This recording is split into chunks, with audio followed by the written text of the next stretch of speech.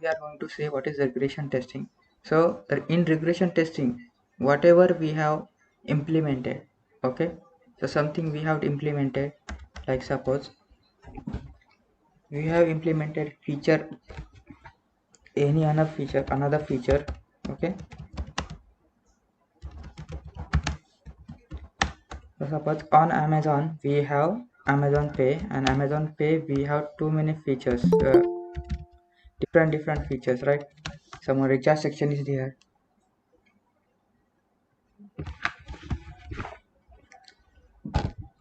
then electricity bill is there, okay.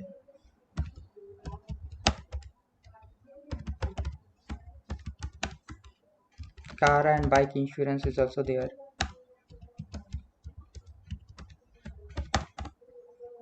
and after that we have, so these are the features we have. These are already implemented, okay. So these features are already implemented, so we have done one thing, we have added one extra feature. So suppose on the same section we have added train ticket booking.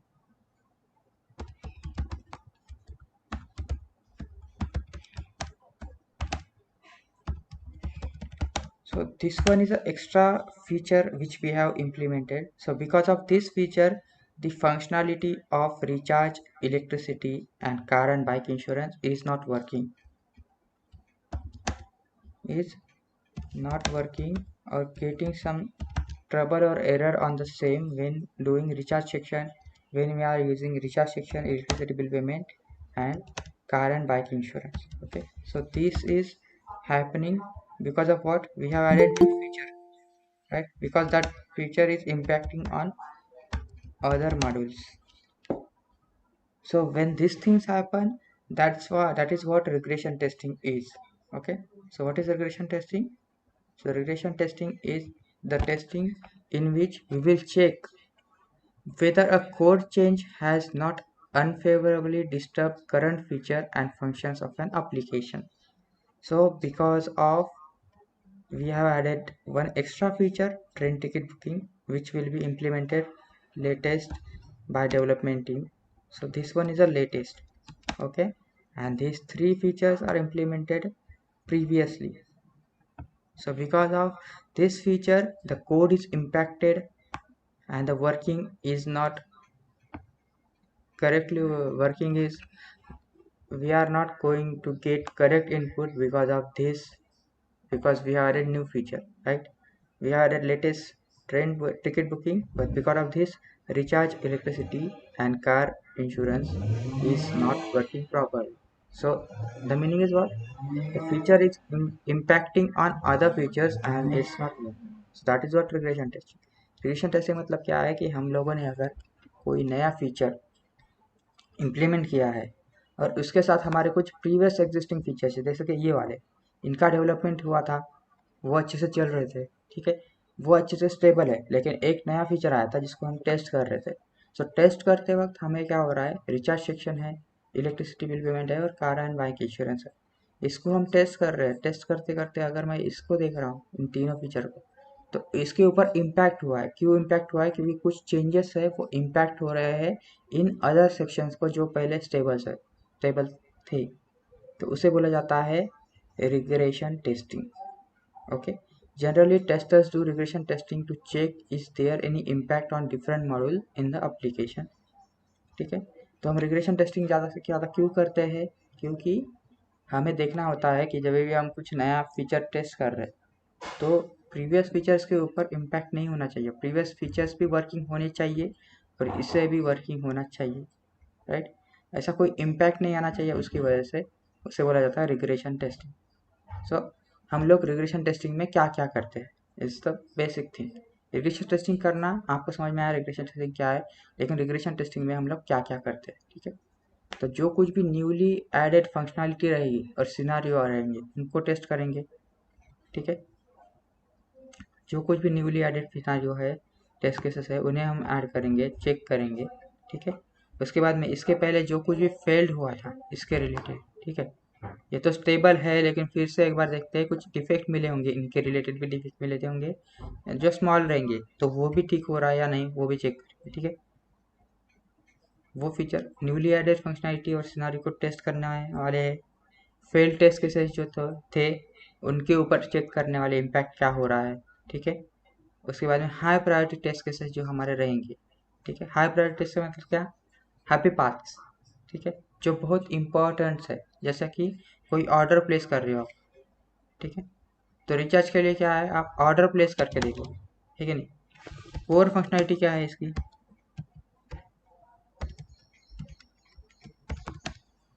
तो एक बार क्या करोगे आप, recharge section को recharge करके देखोगे। Recharge करते वक्त आपको कोई प्रॉब्लम तो नहीं आ रहा है। इलेक्ट्रिसिटी बिल पेमेंट का भी आप बिल पेमेंट करके देखोगे, आपको प्रॉब्लम तो नहीं आ रहा है। कार और बाइक इंश्योरेंस का भी वैसा ही करके देखोगे। ठीक है, तो इससे आपको पता चलेगा कि उसके ऊपर इम्पैक्ट है या नहीं है। ठीक है, कोई कॉस्मेटिक एरर रहेंगे, कॉस्मेटिक एरर्स मतलब क्या होता है, low priority and low severity defects, मतलब जिनकी प्रायोरिटी और सेवेरिटी बहुत कम है, तो इसके ऊपर ज़्यादा इम्पैक्ट नहीं होने वाला। We are more focused on core functionality, right.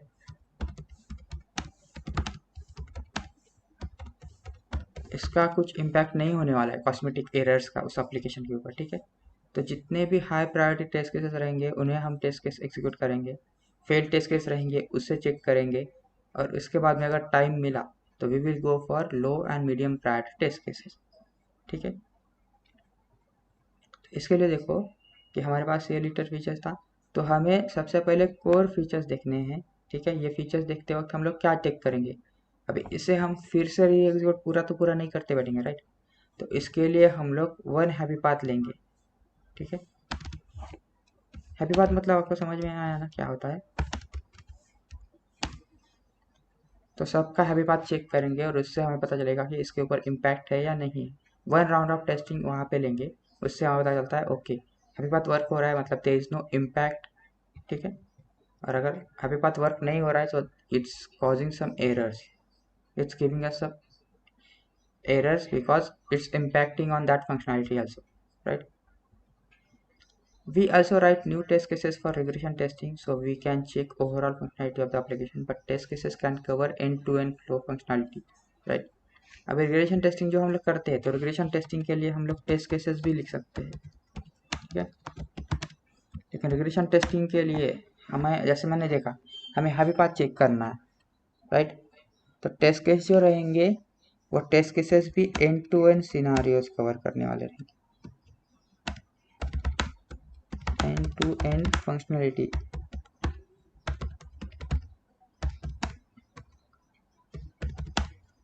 And to end functionality मतलब क्या है कि आप लोग स्टार्ट करोगे। ठीक है, अभी amazon.in है समझ लो, इसके ऊपर आपको ऑर्डर प्लेस करना है, तो right from login into the application till you will place the order and you can see its status order section. तो ये जो है एंड टू एंड फ्लो है इस amazon.in में। आप कुछ भी ऑर्डर प्लेस करोगे ना, लॉगिन से लेके फिर आपको लॉग आउट करना है तो लॉग आउट भी कर सकते हो आप, नो प्रॉब्लम। ठीक है, तो ये होता है एंड टू एंड फ्लो, मतलब स्टार्ट कहाँ से हो रहा है वहाँ से लेके एंड तक। तो हम जब भी ये करेंगे रिग्रेशन टेस्टिंग करेंगे तो मेक श्योर करना है कि हम लोग हैप्पी पाथ चेक करें। ठीक है, तो अगर इसके ऊपर इम्पैक्ट नहीं हो रहा है, मतलब इसका इम्पैक्ट नहीं है न्यू फीचर का इस एग्जिस्टिंग फीचर्स के ऊपर, तो उसे बोला जाता है रिग्रेशन टेस्टिंग। ठीक है, इसके लिए हम लोग हाँ टेस्ट केस भी लिख सकते हैं। ओके, तो लेकिन टेस्ट केस रहेंगे तो वो end to end functionality test cases cover करने वाले चाहिए। हम लोग ज़्यादा डिटेल में नहीं जाएंगे because we have already tested that and we just want to check the impact on other existing feature. If it is impacting, then we have to check how or what it is impacting. Okay, so depending upon the factors to play, a test team could go one on one on following. Okay, अभी unit regression testing करने, तो regression testing के भी कुछ types होते हैं। ठीक है, रिग्रेशन टेस्टिंग मतलब क्या है, यूनिट रिग्रेशन मतलब क्या है, सिर्फ इसी एक यूनिट को चेक करोगे आप लोग, ओके। सिर्फ रिचार्ज सेक्शन को चेक करोगे, that is unit regression. This is one complete unit, you are only checking for this recharge section. Then you will go for electricity, again you will check for recharge electricity bill payment, right? And again you will go and check for this car and bike insurance. It is a unit regression because it's a complete one unit and we are checking in that unit only, we are not interacting with any other unit, right? So that's why it's known as unit regression testing. After we have partial regression and full regression. So what is the partial regression? So we are retesting the change module plus include that those are interacting with him, right? So suppose we have added new feature here, okay. So train ticket booking is interacting with order section, right? He is interacting with another module like payment methods, right? So while booking the ticket, we are interacting with payment methods, order sections, right? So these are the interacted area. So this is known as partial regression. Partial regression means what? We are checking the impacted area, we are testing with that particular module and also with the interacting module with that specific module, right? तो यहाँ पे हम लोग partial regression मतलब क्या बोल रहे थे? सबसे पहले तो यूनिट रिग्रेशन क्या था कि कोई रिग्रेशन रहेगा, ठीक है, तो उस स्पेसिफिक कंपोनेंट के ऊपर अगर मैं रिग्रेशन करूंगा तो that is unit regression. Partial regression मतलब मैं जिस पे ऊपर टेस्ट कर रहा हूँ उसके साथ अगर कुछ इंटरेक्टेड हो रहा है मेरे मॉड्यूल्स, ठीक है, तो उनके साथ इंटरेक्ट करने वाले भी मॉड्यूल के साथ भी मैं टेस्टिंग करूंगा। सो that is a partial regression. And full regression मतलब वहाँ पे हमें मैटर नहीं करता कि वो डिपेंडेंट है नहीं है, हम लोग हर चीज़ के ऊपर इंटरेक्ट करेंगे, हम नहीं देखेंगे कि वो इंटरेक्ट कर रहा है उस मॉडल के साथ या नहीं, ठीक है। इंटरेक्ट हो रहा है नहीं हो रहा है हमें मैटर नहीं करता है, हमें सिर्फ टेस्टिंग करके देखना है कि कहाँ पे कुछ एरर आ रहा है। That is a full regression, मतलब पूरे की पूरी आप सिस्टम चेक करोगे, पूरे का पूरे एप्लीकेशन को आप टेस्ट करोगे, नो मैटर व्हाट कि वो इंटरेक्ट हो रहा है उस एप्लीकेशन के साथ या फिर उस फीचर के साथ या फिर नहीं। So that is a full regression, ठीक है। Full regression is that you are checking the entire application irrespective of the application, ठीक है। तो सबसे इंपॉर्टेंट बात आती है सबको क्लियर है क्या अभी तक कंसेप्ट? तो रिग्रेशन टेस्टिंग जो है अभी हमें कब कब करते हैं, ठीक है, when we perform this regression testing during system integration testing, ठीक है। ड्यूरिंग सिस्टम इंटीग्रेशन टेस्टिंग मतलब हमारे पास बहुत सारे मॉडल्स है, ठीक है, कुछ नया मॉडल आएगा, कुछ इंटरेक्ट होगा, कुछ नए मॉडल को हम ऐड करते हैं तो उस टाइम पे हम रिग्रेशन टेस्टिंग कर सकते हैं, ओके। एक पूरी की पूरी सिस्टम आई है हमारे पास और उसे हमें चेक करना है, ठीक है, इसके साथ एक नया फीचर आया तो उस टाइम में कर सकते हैं रिग्रेशन टेस्टिंग। और नेक्स्ट टाइम कब हो सकता है? जब हमारे एनवायरनमेंट चेंज हो रहे हैं, जैसे हम डेव एनवायरनमेंट से लेके हम प्रोडक्ट को हमारे एप्लीकेशन को मूव कर रहे हैं टेस्ट एनवायरनमेंट के ऊपर, तो हमारे पास बहुत सारे फीचर्स रहेंगे, राइट। सो बहुत सारे ये जो फीचर्स है हम क्या करेंगे, इन फीचर्स को पूरा रिग्रेशन टेस्टिंग करेंगे। तो रिग्रेशन टेस्टिंग करते वक्त उसके हमारे 3 टाइप्स है, unit testing, unit regression, partial regression and full regression.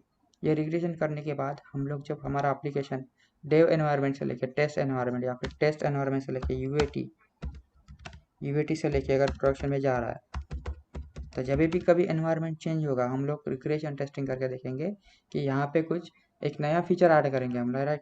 अभी देखो वर्जन 1.2.0.0 इससे हमने कुछ तो इस नए वर्जन में 2.0 0.0.0 ये वर्जन है। तो हम लोग अपडेट कर रहे हैं इस वर्जन से इस वर्जन में, ठीक है। तो इसमें कुछ ना कुछ नए फीचर्स रहेंगे, ठीक है। अभी यही फीचर्स, यही जो मेरा वर्जन रहेगा वो बिल्ड का वर्जन होता है, ठीक है। ये बिल्ड होता है ना, कभी भी इस बिल्ड का वर्जन होता है।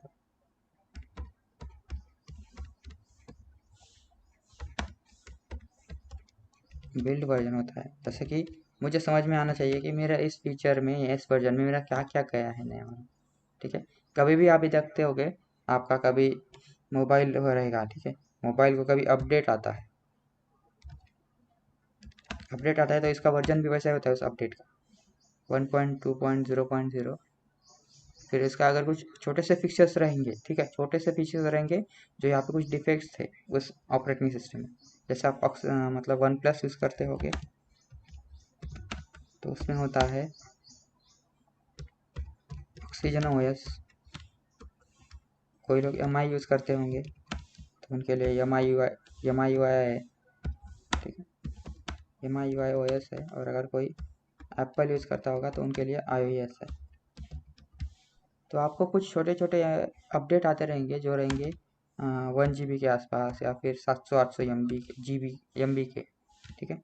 तो इसमें क्या होता है, कुछ प्रीवियसली एग्जिस्टिंग फीचर्स होते हैं, उनके अंदर कुछ एरर आए रहेंगे। तो वो एरर के लिए वो क्या करते हैं, एक नया वर्जन डाल देते हैं 0.1। इसका प्रीवियस वर्जन क्या था, 1.2.0.0। तो उसका एक नेक्स्ट वर्जन है जिसमें प्रीवियस फीचर्स के ये जो है डिफेक्ट जो है ये सॉल्व करके दिए हैं। मतलब क्या है, फीडबैक आइटम्स, फीडबैक आइटम में क्या है, डिफेक्ट्स थे या फिर कुछ थोड़े से चेंजेस थे, ठीक है। तो वो चेंजेस यहाँ पे आए हैं, तो वो होता है अपडेट, ठीक है। तो वो डेवलपमेंट से टेस्ट में जाता है, टेस्ट से UAT पे आता है, UAT से प्रोडक्शन पे आता है, ठीक है। That is a regression testing. कब कब करते हैं, सिस्टम इंटीग्रेशन टेस्टिंग के साथ। और एक होता है जब हम एप्लीकेशन वन एनवायरनमेंट से अनदर एनवायरनमेंट को मूव कर रहे हैं। उसके बाद में की डिफरेंसेस रिग्रेशन में क्या होते हैं, ठीक है। Regression testing checks for unexpected side effect while retesting makes sure that the original fault has been corrected. So what is the difference between these two, regression and retesting में, जहाँ पे हम लोग देख रहे हैं रिग्रेशन टेस्टिंग में कि हमारे एप्लीकेशन में कुछ साइड इफेक्ट है क्या, अनएक्सपेक्टेड साइड इफेक्ट हो रहे हैं क्या। और रिटेस्टिंग में हम लोग क्या कर रहे हैं कि जो कुछ प्रीवियस एग्जिस्टिंग इशू था, ठीक है, जो कुछ भी डिफेक्ट था वो अभी सॉल्व हुआ है और अभी वो रिप्रोड्यूस नहीं हो रहा है। तो that is a difference. Retesting में हम लोग सिर्फ टेस्ट करेंगे उस इशू को सॉल्व करने के लिए, लेकिन रीटेस्टिंग में हम लोग उसके साइड इफेक्ट्स दूसरे कोई मॉडल के ऊपर इम्पैक्ट हो रहा है क्या वो चेक करना, मतलब रिग्रेशन टेस्टिंग है। Regression testing does not include defect verification, where retesting includes defect verification. Obviously यहाँ पे हम लोग ज़्यादा तो रिग्रेशन टेस्टिंग में डिफेक्ट्स नहीं देखते हैं, हम लोग एप्लीकेशन के ऊपर जो भी कुछ मॉडल्स होंगे उससे राउंड्स लेके देखते हैं कि उसके ऊपर कुछ इम्पैक्ट है। तो हम लोग वेरीफाई नहीं कर रहे हैं डिफेक्ट्स, हाँ वेरीफाई नहीं कर रहे हैं, लेकिन हमें नए डिफेक्ट्स मिल सकते हैं रिग्रेशन टेस्टिंग में, ठीक है। रीटेस्टिंग में हमारे पास जो कुछ भी डिफेक्ट था उसी को, वो स्पेसिफिक डिफेक्ट को हम लोग वेरीफाई करेंगे। वो फिक्स हुआ है तो उसे क्लोज मार्क करेंगे, नहीं फिक्स हुआ है तो उसे हम फिर से रीओपन करके डेवलपर को बोलेंगे सॉल्व करने। Regression testing is also known as generic testing, whereas retesting is plan testing, ठीक। तो रिग्रेशन टेस्टिंग होती है वो प्लान नहीं होती है, लेकिन रीटेस्टिंग होती है प्लान्ड एक्टिविटी है। Regression testing is performed for past test cases, while retesting is done only for failed test cases. Yes. तो रिग्रेशन टेस्टिंग फास्ट के लिए क्यों बोला जाता है, अभी आपको इम्पैक्ट चेक करना है, ठीक है। आपका एक नया मॉडल आया था, जैसे ये ट्रेन टिकट बुकिंग का लेटेस्ट मॉडल आया था, और आपके जो इलेक्ट्रिसिटी बिल रिचार्ज, ये है सब,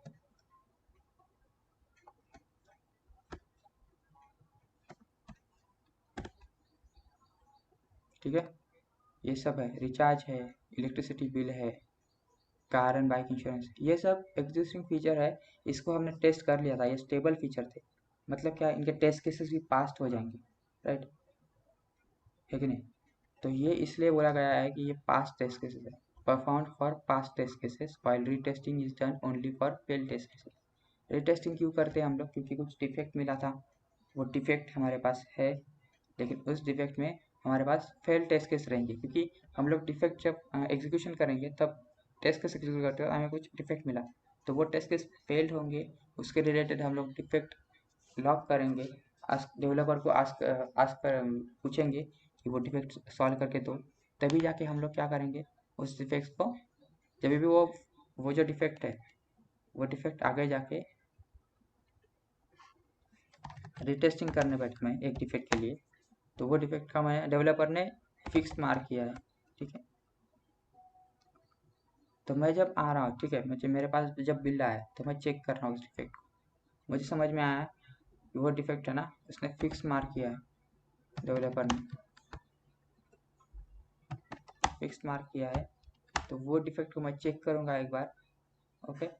रीटेस्टिंग में डिफेक्ट को फिक्स मार्क किया है तो मैं चेक करूँगा, अगर वो फिक्स ही नहीं हुआ है, अगर वो फिर से रिप्रोड्यूसिबल हो रहा है, तो मैं उसे रीओपन करूँगा, डेवलपर को बोलूँगा फिर से फिक्स करके दो, वो बाद में फिर से डेवलपमेंट करेगा, उसके ऊपर कोड चेंज करेगा, कोड चेंज करने के बाद मुझे न्यू बिल्ड में ये फिक्स मार्क करके देगा, तो इस टाइम पे मैं फिर से जाकर देखूंगा कि ये फिक्स मार्क हुआ है कि नहीं, अगर ये फिक्स्ड हुआ है, ये कोड अगर सही से चल रहा है तो मैं इसे क्लोज करूँगा, राइट।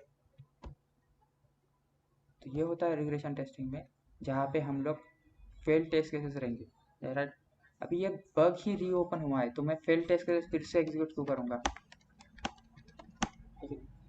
ये फेल टेस्ट केसेस मैं तभी एग्जीक्यूट करूँगा जब मेरा ये डिफेक्ट जो है क्लोज हुआ होगा, तो अगर वो डिफेक्ट क्लोज हुआ है तो उसके रिलेटेड फेल टेस्ट केस मैं रन करके देखूंगा, ओके ये फेल टेस्ट केसेस मेरे पास हो जाएंगी, है कि नहीं, क्योंकि क्या हुआ है यहाँ पे हमारा डिफेक्ट जो है क्लोज हुआ है कि नहीं, समझ में आ रहा है।